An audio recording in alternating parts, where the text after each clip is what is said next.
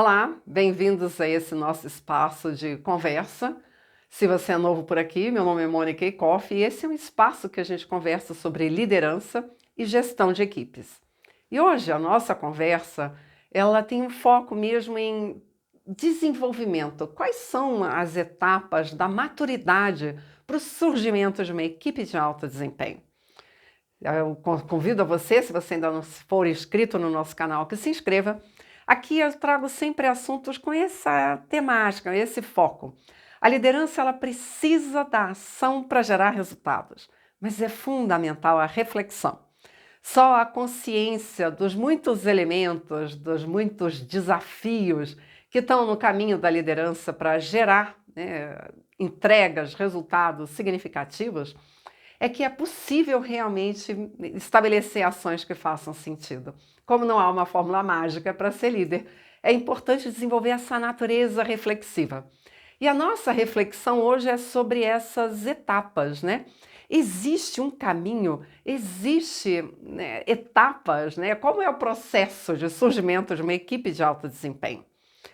E aí a gente vai utilizar Kasbah e Smith, esses dois autores, para trabalhar um pouco, tem várias nomenclaturas, divisões diferentes, para trabalhar as etapas de desenvolvimento de uma equipe.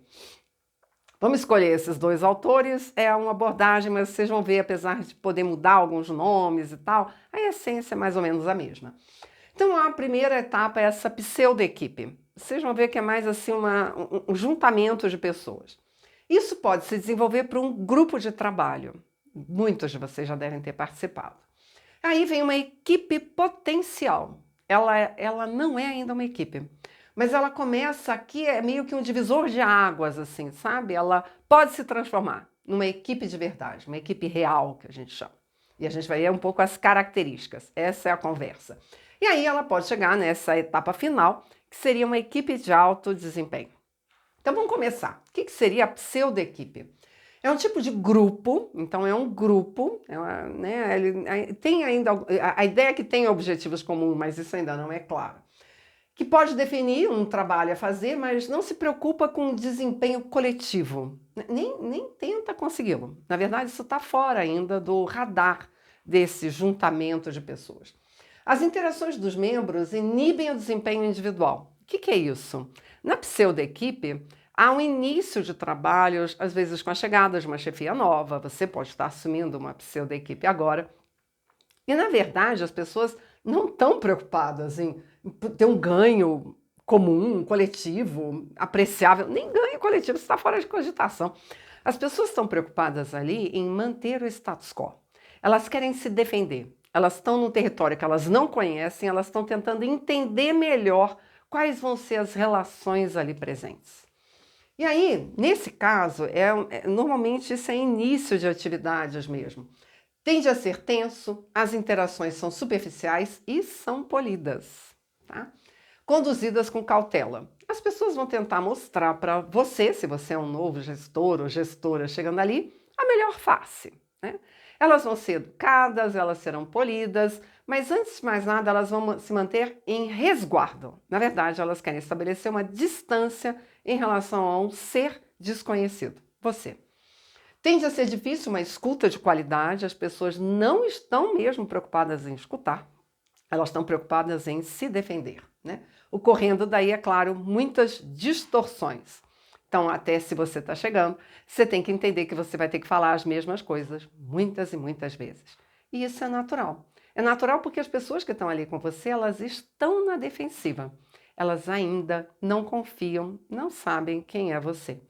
Mesmo às vezes que você é o mesmo, mas mudou o seu chefe superior, houve alguma mudança na estrutura e elas percebem que o seu comportamento pode ter mudado um pouco.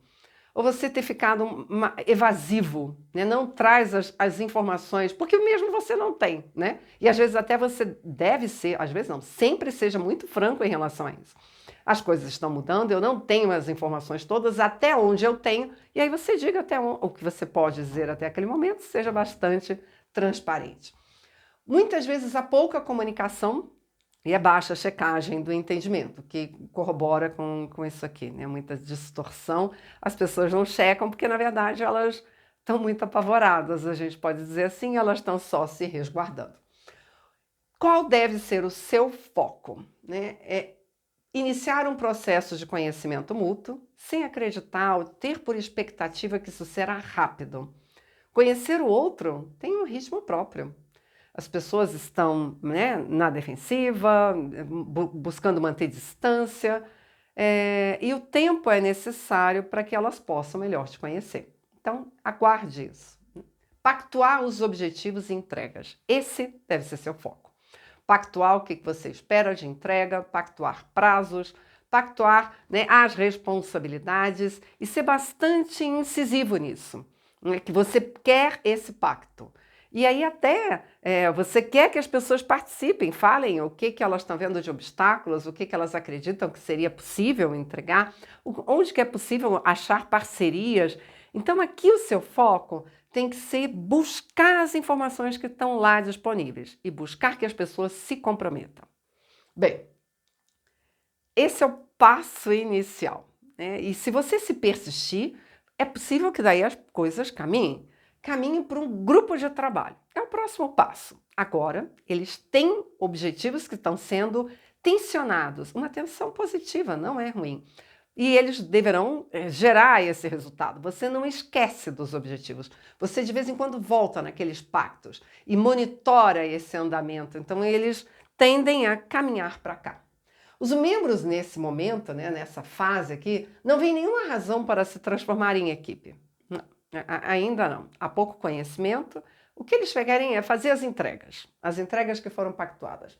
Podem partilhar informações entre si para garantir aquela entrega que você não esquece, que deve ser feita. Porém, responsabilidades, objetivos e produtos é de cada um. Okay? Então, não há aquela preocupação ainda de ajudar, de dar suporte. Não, o fulano vai fazer aquilo, não é da minha responsabilidade. Você vai ver isso várias vezes. Isso quando você não estiver amarrado o suficiente. Mas eu achei que isso não ficou comigo. Não era fulano? Então, deixe muito claro as responsabilidades, os prazos, as entregas, porque as pessoas ainda estão buscando manter aquele mínimo necessário, né? Só o status quo. Eu estou me defendendo.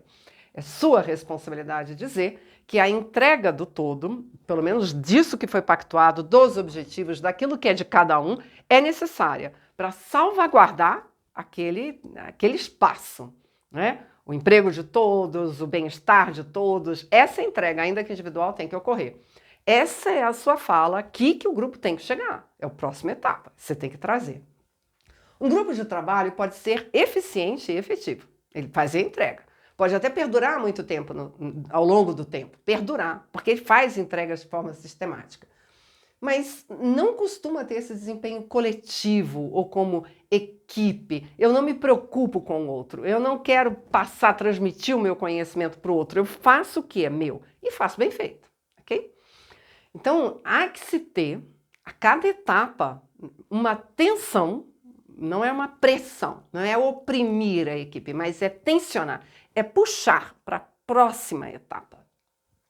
Então aqui, para chegar no grupo de trabalho, é possível, nesse momento, a gente já ver o surgimento de subgrupos. Então, se você vem fazendo o seu trabalho bem feito e vai cobrar resultado e tem dado as responsabilidades, você vai ver o surgimento de algumas panelas. Natural, movimento humano. Elas vão se aproximar por afinidades, às vezes até do trabalho, às vezes alguns valores ou competências, ok? E aí vão surgir porta-vozes nesses subgrupos. Isso não é tão interessante para você como gestora. Então, como chefe, você tem que estar atento a isso e cobrando, tensionando para que todos falem, todos deem sugestões, todos apontem problemas. Porque não existe isso da gente ter pensamento único e nem de grupo. E você precisa de todas as ideias e não das ideias só dos porta-vozes. Você precisa que todos falem. Então não é você combater o porta-voz. O porta-voz é importante, ter voz a ele e tal, mas pergunte nas reuniões. E os demais? Não ouvi sua voz, o que você acha? Não saiu nada? Sem problema. Individualmente, converse com cada um deles para procurar opinião, saber o que eles veem, quais os obstáculos eles identificam, o que eles acham que poderia ser feito. Mantenha a atenção para a participação. Isso é importante. Por vezes, o grupo como um todo desenvolve um sentido de propósito. Então, pode acontecer uma certa unidade, né? O propósito traz isso de unidade. Mas se isso ocorre rápido demais, não tem ainda os critérios, os valores, não houve ainda o atrito necessário de ideias para gerar critérios robustos o suficiente para a tomada de decisão. Quando isso é muito precoce, a ideia é uma harmonia falsa. E o risco aqui é você, né, como gestor, gestora, acreditar nisso aqui. Não acredite. Foi rápido demais, está uma harmonia rápido demais, não tem ainda critérios para uma tomada de decisão por consenso. Fique tranquilo. Se você mantiver essa tensão por resultados experienciados, por uma equipe que seja um pouco mais coesa, equipe mesmo, e não grupo de trabalho, siga nessa toada de monitorar os resultados, de ter reuniões de equipe individuais, para que gere uma maior participação. A ideia aqui é você quer muitas ideias. Por quê? Porque poucas ideias, você tem poucas opções. As ideias não nascem prontas, elas precisam desse atrito, elas precisam ser testadas para que surja a melhor ideia. Né? Se você tem pouca ideia, na verdade, você não tem nada para fazer esse processo aí de atrito positivo para gerar alguma coisa. Então, esteja atento em relação a isso. Seu papel, então, é estimular a participação, amplo debate, né, sobre as ideias e propostas de ação. Essa é a ideia. Então, não se deixe encantar por uma harmonia rápida demais, não se deixe encantar por porta-vozes que podem parecer que estão simplificando a sua vida. A ideia é continuar puxando para que o grupo de trabalho avance. Avance para uma equipe potencial. Esse é o espaço de, a gente pode dizer, transformação. Esse grupo quer verdadeiramente produzir um trabalho conjunto. Se ele chegar aqui, então é ruim porque às vezes parecia harmonia, né? Mas ela foi rápida demais. Parecia que todo mundo tinha entendido tudo, mas de repente as pessoas começam a pedir mais esclarecimento, mais orientação sobre finalidade, objetivos, os produtos, abordagem. E às vezes até se pode ficar meio desesperado. Pô, eu já tinha falado isso tudo. É tudo de novo? Sim, tudo de novo. Porque a primeira vez que você estava falando, eles só estavam se defendendo. Agora, como há um vínculo de confiança e você fez um bom trabalho, eles começam a perguntar novamente. Mas com uma perspectiva diferente. Eles querem participar, eles querem entender, porque eles querem trazer mais ideias. Está funcionando o seu trabalho. Devem ainda assumir um compromisso efetivo em relação ao resultado do grupo, ou grupal. Né? Então aqui, vamos lá, surgem muitas vezes questionamento em torno do papel de cada participante, da divisão do trabalho. Por quê? Porque agora interessa, eu quero estar lá. Só que ainda pode surgir em função assim, porque eu quero, eu acho bom. E aqui é que você tem que estar atento, né? Eu quero visibilidade. Pô, mas o cara tem competência para assumir isso? Então você tem que começar a construir com eles por que fulano e não ciclano? Critério, né? E o critério você tem que trazer sempre para qual o conhecimento que fulano tem, a experiência, a habilidade que ele traz, como é que é né, a postura dele normalmente, mais introspectivo, mais extrovertido, mais né, catalisador nas relações, né, mais individual no seu raciocínio, e às vezes é um mapeamento, é bom ter essa coisa mais introspectiva, mais distante. Às vezes é uma pessoa introspectiva, mas que no pequeno grupo é muito falante, consegue reunir as pessoas. Então você tem que estar construindo critérios. Às vezes até você vai dar alguma tarefa para fulano em função um pouco da história, não da competência, né? Mas de quem é. Ok, você daqui vai negociando devagar e ajudando o grupo nesse momento a construir critérios relevantes. Sentimentos, opiniões velados, suprimidos, né? Informações relevantes que você não teve acesso passam a ser reveladas aqui. Isso para você é um ganho muito grande. Você precisa entender melhor essas pessoas, entender um pouco a história, como que elas chegaram até ali, para que você possa, parte da liderança, ter um quê de processo de cura. Então, esteja aberto. E a cura acontece muito, muito, pessoal, pela escuta. Então, atenção nesse momento. Conflito de ideias não deve ser suprimido, ao contrário, deve ser estimulado e vença, né, esteja atento para não cair na tendência, na saída fácil, que é de votação, vamos seguir a maioria. Não, a maioria nada. Vamos construir critério. É uma postura de formar, de educar para uma equipe, de verdade. E a equipe trabalha com consenso. Porque aí o critério vem. Então, por que a gente vai tomar essa ação e não aquela? Ah, porque os valores da organização apontam para isso, para aquilo, e vai estar mais alinhado. Ou os critérios que a gente levantou para atender prazo, qualidade, custo, não vai bater com isso e aquilo. Tá entendendo? Então, a construção de critério faz com que a equipe tome decisões quase que sozinha. Não por votação. Se você aceitar o negócio de votação, você pode acabar dividindo a equipe, ganhadores, perdedores. Os perdedores às vezes não vão dar o seu melhor, vão estar ressentidos. Opte pelo consenso. Busque educá-los, né, cada um dos membros da equipe, para qual foi o critério que você utilizou para essa escolha. Foco aqui então é encontrar parâmetros, né, valores, foco no propósito, para orientar a solução de conflitos. Que o conflito seja orientado por esses parâmetros. Então, foque muito mais nos parâmetros, para que a tomada de decisão fique mais fluida. Essa é a ideia. Se isso for construído, né, se os parâmetros estiverem fortes, se não tiver vencedores e perdedores, o vínculo de confiança vai ficar mais forte. E aí é possível que você passe a construir uma equipe real. A mudança de equipe potencial para real é o que traz o maior incremento de desempenho. Então, as pessoas não estão em perdedor, ganhador, a minha ideia foi aceita, há um critério, a gente construiu esse critério junto, o critério aponta para excelência, para eficiência, para valores, cara, né, propósito, então, muito forte. Uma equipe real compõe-se de pessoas com habilidades complementares, nem sempre é em tudo complementar. Mas nós não somos iguais. Então, é muito difícil que as pessoas tenham somente as mesmas, né, ideias em tudo. É muito complicado. Pode ser até que na sua equipe, porque você se determinou a entregar, falte alguma habilidade específica que você vai ter que buscar. Mas, no geral, a gente pensa diferente, só que não escuta, não conhece, não valoriza. O critério não necessita disso. Então, na verdade, não é explorado as diferenças. Passa a se olhar para isso com valor. Então, elas passam a surgir. Você passa a identificá-las com mais clareza. Sempre estiveram ali. Pode ser que falte alguma coisa, que nem eu comentei. Mas muitas vezes estão lá. Só que a gente não quer ver. Ok? Umas das outras, através de uma missão comum, objetivos comuns, abordagem de trabalho bem definida, isso começa a ser utilizado. Então, nossas diferenças passam a ser vistas como valor, como recurso. Os membros aprenderam a confiar uns nos outros e assumem uma responsabilidade pelo seu desempenho.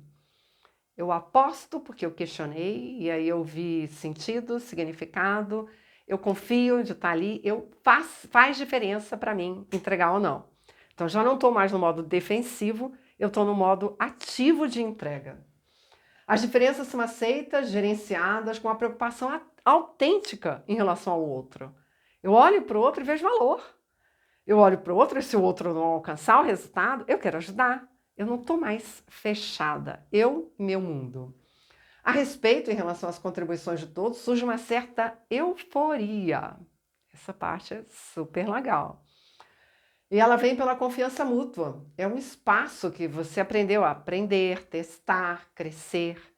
Essa construção de uma pseudo-equipe tem a ver com tempo de convívio, com a confiança para um atrito positivo. Então, da pseudo-equipe para grupo de trabalho, para uma equipe potencial onde se forjou uns critérios pactuados, construídos, né, que fizeram diferença, gera essa sensação de que eu ajudei a construir alguma coisa que é real.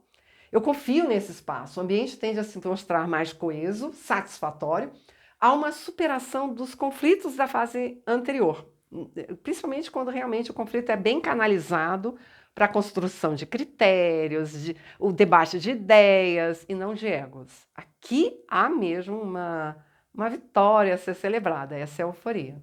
A escuta tende a ser mais efetiva E há surgimento de lideranças. Então, as pessoas entendem que fulano é melhor para conduzir esse projeto, fazer isso, é naturalmente aceito. Há um apoio ainda muito forte em relação à liderança formal, à chefia, mas as pessoas se entregam mais. Elas querem assumir um certo risco porque elas querem, de fato, contribuir. Isso é muito legal.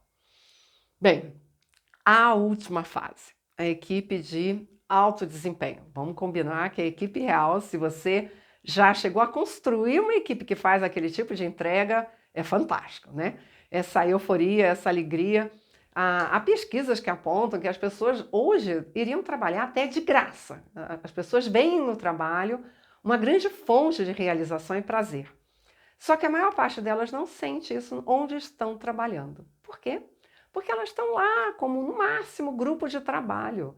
Não há essa construção aberta de critérios, de debate de ideias. Então não forma nem mesmo uma equipe real. Chegar numa equipe real, onde as pessoas realmente compraram a ideia do propósito, realmente construíram critérios para tomada de decisão por consenso, olham para o outro que é diferente, veem valor, querem intervir, é muita coisa. Mas então, o que é uma equipe de alto desempenho? Esse grupo, então, é o grupo que se encontra nessa fase, né? Que mesmo chegando aqui pode evoluir, troca um membro, troca, né, a gestão, troca o superior da gestão, tudo muda, tudo muda. Nada é ganho certo, líquido e certo e perene, não é assim que funciona, a essa altura você já deve ter visto. Então o grupo atende todos os requisitos da equipe real, ou seja, é uma construção, é essa fase. E mais, seus membros estão profundamente comprometidos com o crescimento pessoal de cada um e o sucesso deles mesmos, mas também dos outros. Não me atende só mais eu. Eu olho para o outro e eu vejo valor, eu quero ajudar, eu me importo com o outro. Esse tipo de equipe significativamente supera o desempenho das equipes que estão nas outras fases, ok? Consegue resultados muito além das expectativas. Então a gente poderia dizer, essas equipes têm muita sinergia. Realmente, é quando 2 mais 2 não é 4, né? É 5, 6, 7. Porque elas escutam, elas aproveitam as diferenças, elas aproveitam as contribuições, elas realmente fazem diferente. E aqui poucos grupos alcançam essa fase. Aqui há uma real preocupação em estabelecer uma complementaridade das forças e fraquezas dos membros. Eu realmente me importo com o outro. As tarefas são distribuídas com base nas competências individuais. Não porque eu quero luz sobre mim, ou não, fulano é muito mais hábil nisso, ele toca isso aqui, o outro toca aquilo. As pessoas já estão mais abertas, importa o resultado coletivo. Por isso, eu consigo lidar melhor com o meu ego e deixo que o todo se sobressaia. A equipe tem cuidado com a organização. Quantas vezes a gente escuta falar sobre feudos? Né? Os setores, as áreas se fecham nelas mesmas e adeus organização. Aqui não, numa equipe de alto desempenho, ela entende que ela é parte de um todo e que não dá para se fechar nela. Ela quer abrir, ela quer servir, ela quer entregar, ela se importa com o restante. Há uma facilidade de encontrar consenso porque os critérios já foram trabalhados. Há uma busca por alcançar o seu potencial máximo, né? Enfim, nada é perene, tudo muda. Isso quer dizer que mesmo que você tenha experimentado uma equipe de alto desempenho, como as coisas mudam, é possível que isso já tenha acontecido. E você, nesse momento, nossa, não estou mais vivendo isso. De repente, eu estou aqui numa pseudo-equipe. O que aconteceu, né? Mas guarda o caminho, guarda o trajeto. E se você está como chefe, puxe, aposte, visualize pelo menos uma equipe real, né? Queira chegar lá, queira instigar as pessoas, tensionar as pessoas para que elas entreguem o seu melhor. Passo a passo, às vezes isso é melhor, é participar, é trazer o que eles estão vendo de preocupações ou não. Busque por resultado, seja incessante nesse pacto do trabalho, do que foi, da entrega, que você vai querer essa entrega. Não abra mão disso, para que as pessoas sejam tensionadas a sair do seu modo defensivo e ir se abrindo para o todo. Não permita que as pessoas se fechem, utilizem os porta-vozes, não. Busque as pessoas. Essa é a ideia. Bem, eu espero que tenha gostado, né? Você precisa conhecer o caminho para ter em mente onde que você pode vir a chegar com a sua equipe.